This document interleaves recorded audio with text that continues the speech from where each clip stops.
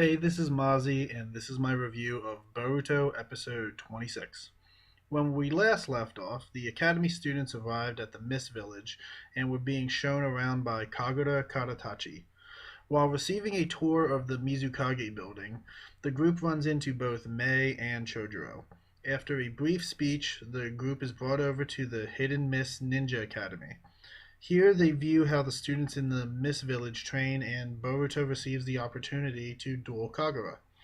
Kagura swiftly wins the match with a singular sword maneuver, and the group continues on with the tour of the village. They then head to the beach where Boruto and Sarada talk to Kagura about the village. While on the tour, the students are confronted by delinquents who have a dislike for outsiders. Iwabe steps up and deals with the problem in his own way, and the Mist children run away in fear. Shortly after, Denki is kidnapped by the same group, and it is up to Boruto and his friends to rescue him. What I didn't like about this episode started off with something small. It is mentioned that this is a port village that makes its money from trading with other nations. So why do they hate outsiders? Wouldn't it in fact be the opposite, since they need outsiders to bring money for their village to thrive? It most likely has to do with people believing in the old ways of the Blood Mist village, but I am probably overanalyzing this small part. Also, the part where Mei showed up to make a cameo and then didn't do anything kind of irked me. She barely did anything in Naruto, and here I was expecting some character development, but nope. Oh well, maybe she will get some later in the arc, but I won't count on it.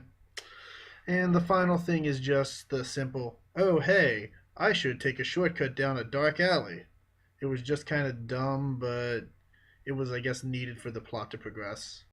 My favorite parts of the episode started off with showing the styles of teaching done at both schools. The Leaf Academy seems like a preschool daycare in comparison to the actual training done in the Mist. They were disciplined and worked hard in comparison.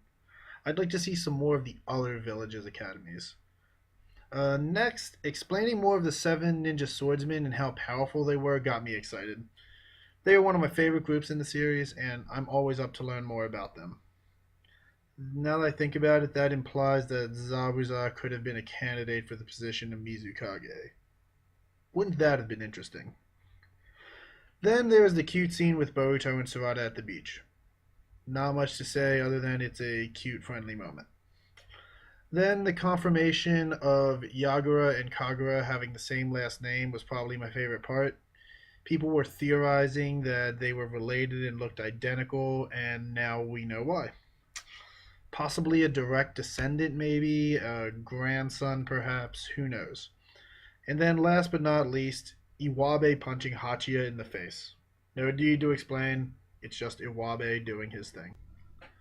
For next time, I believe that they will rescue Denki, obviously.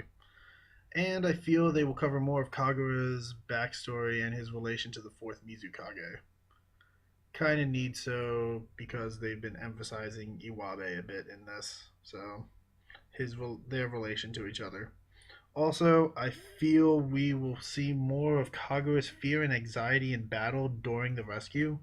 I'm curious as to what it is. At first, I thought it was bloodlust, but now I think he's scared of either violence or swordsmanship.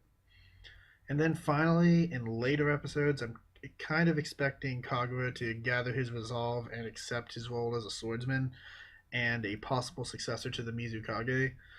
That most likely won't happen though until a showdown with Shizuma Hoshigaki. Overall, this was a good episode. A bit slow paced, but still enjoyable. I'd give this episode a 6.5 out of 10. Well, that's it for this review. Tune in next week for a review on episode 27 of Boruto. Until then, see ya.